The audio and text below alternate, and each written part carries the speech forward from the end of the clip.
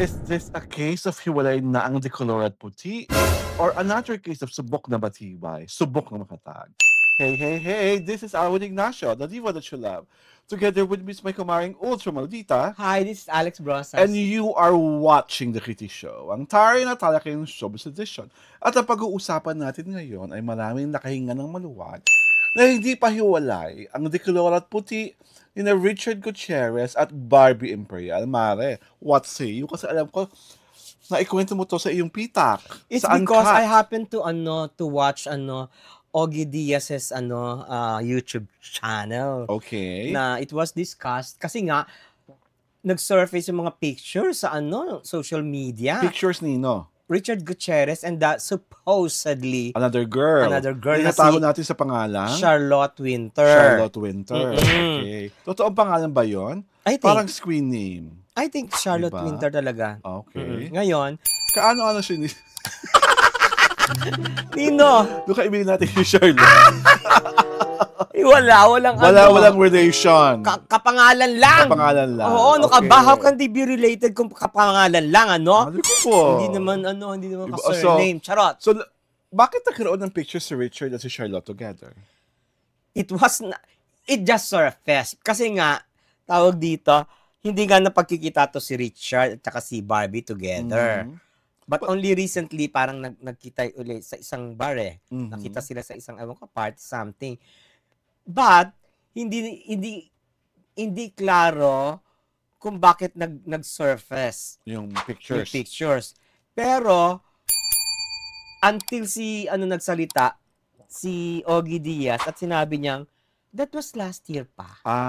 Okay. So, ang mga tao, sino yung Charlotte Winter na yun? They Google sila. Maski ako naka-Google. Ex-girlfriend pala ni Huwag natin pangalanan kung sino man siya. Ang pambansang bayot. Aray ko. Diba? Abusada sa sa adjective. Charot. Ano ba siya? Ay, gaga. Hindi mo pwedeng sabihin, yung ganyan. Kasi baka isipin yung isa. Ay, ano marami ka ba? Bang pambansang bayot? Sino ba sila?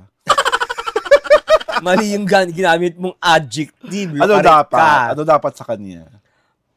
Pambansang chismoso na walang kredibilidad. Pambansang chismoso. Okay. Anyhow, so, si Charlotte ay close to sa kung sino mang nilalang. Diba? Ano na? Si Charlotte ay ex-girlfriend ng kung sino mang nilalang. Oo. Entity. Charot. Oo. So, feeling ko, yung kung sino mang nilalang na to, ang nagpalutang ng chikang yan. No, hindi naman. Parang hindi naman siya. Oo.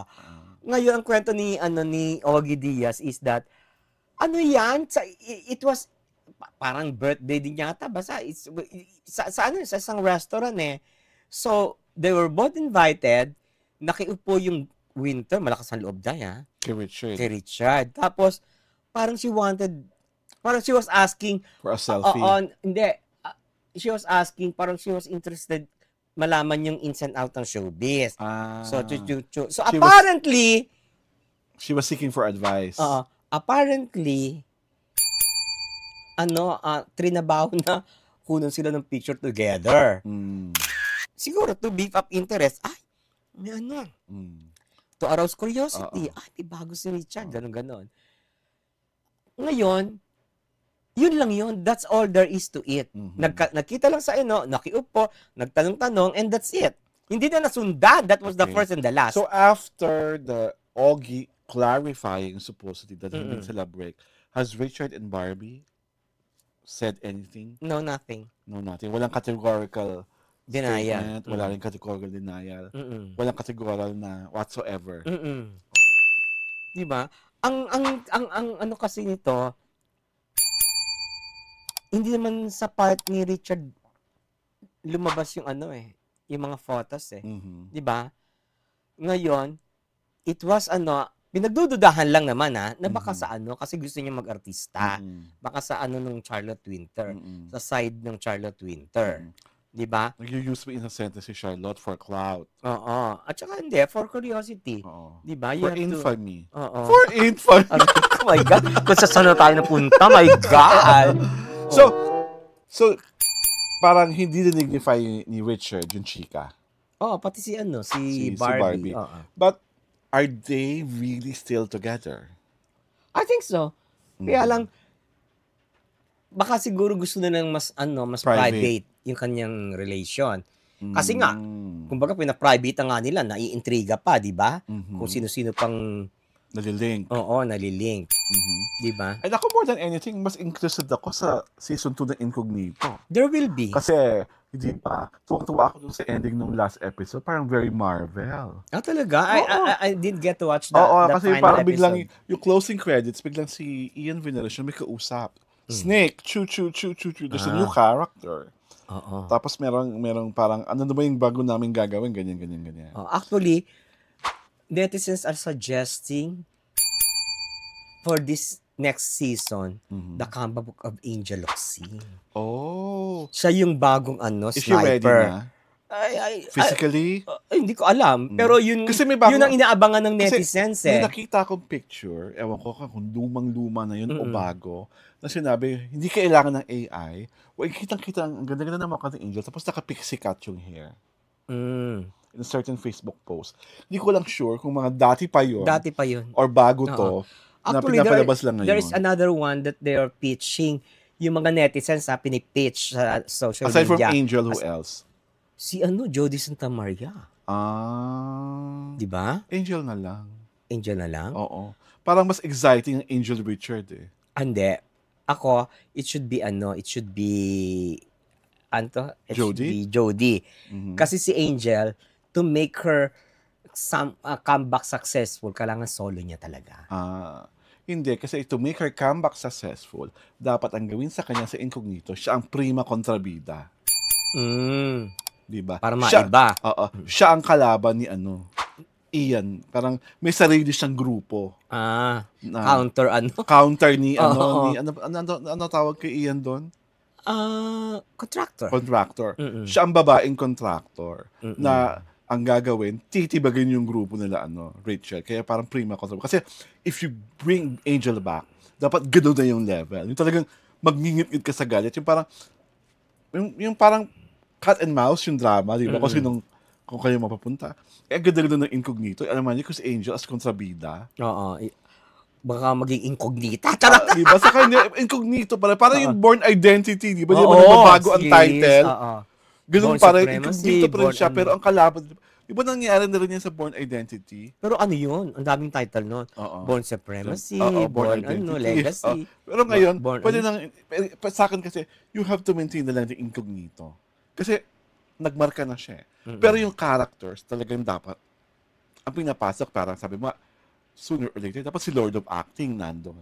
John Arcilla. Yung dapat yung ganun yung mga level ng mga kalaban nila contractor at ang grupo ng Incognito. Kasi kung hindi ganun kabagsik, parang, ang taas-taas kasi. Ang taas. Tinodo nyo naman kasi yung taas ng show. You can never go down. You can never Kaya kailangan talaga, ang bagong if you are going to maintain this present cast, you have to make sure that the next set of kontrabidas are top-notch. Tapos talagang, di ba pag nanonood kayo ng mga Jason Statham movies, so talagang, parang mas matalino minsan yung kontrabida sa bida. Tapos I can just imagine Carla Estrada and Angel Locsin nagsusuntukan. Bakbakan with Marie Stracal, 3 babae suntukan. Di ba yung mga ganon? My God! Or Angel Locsin and Richard Gutierrez, suntukan talaga. Hindi na yung lovey-dovey, sweet-sweet. Talagang, di ba, sa Hollywood, yung mga Angelina Jolie, nakikipagsuntukan sa mga lalaki, nakikipagsabayan. Maning ni Angel yun kung slender na siya ulit at walang problema sa likod niya dahil diba for the longest time nagkaroon siya ng spinal issues pero I wish Incognito would be like that yung ganun ka parang wow diba talagang wow talaga it's Angel Locsin kasi si Jodie no offense natin alam kong kaya niya mag-action pero kasi parang ang pait-pait kay ate ang frail mas frail pa nga sa kanya si Maris True. Mas smaller pa nga Pero si Maris kasi tumatakbo ng walang nakpatit bra lang. Gusto ko gagawin ni Jodie yung gano'n. Yung gano'n ang level. Hindi ko makipagsuntukan siya kay Maris. Of course, she wouldn't do that. Sabi mo, pabonggahan na to eh. Kasi yung parang, you cannot expect anyone with that kind of ensemble. Kailangan ang itatapat talaga sa ensemble na yun. Bigatin eh. At whoever are the pool of writers. Dapat hila-hila pa rin talaga hanggang season 2. Yeah. Kasi who would have thought na you can actually watch an action series na hindi ka mababore. Tsaka, very interesting the characters, very interesting the stunts, the routines, di ba? Tsaka, it's unpredictable. Kita mo nga, namatay si hindi na-predict ng lahat. Namatay yung character ni Baron Geisler, di ba? And what is also likable about the series, balanse yung action, balanse yung puso, balanse yung patawa. Di ba? At nakita mo talagang nag-improve ang lahat sa pag-arte. Tsaka, walang tapon yung cast. Yes. Bihira yung teleserye na ganun. Pagsubok talaga sa kakayahan ang Incognito 2. Pero kami po, inaabangan na talagang I'm sure next year na yun, no, Mare? Yeah. Diba? Sure na sure. Baka yun, opening. Opening salvo for next year. At dahil dyan, inaanyayahan po namin kayong manood sa aming YouTube channel, sa Jolly Tirada. At syempre, pasundan niya rin po kami sa aming Facebook mahina.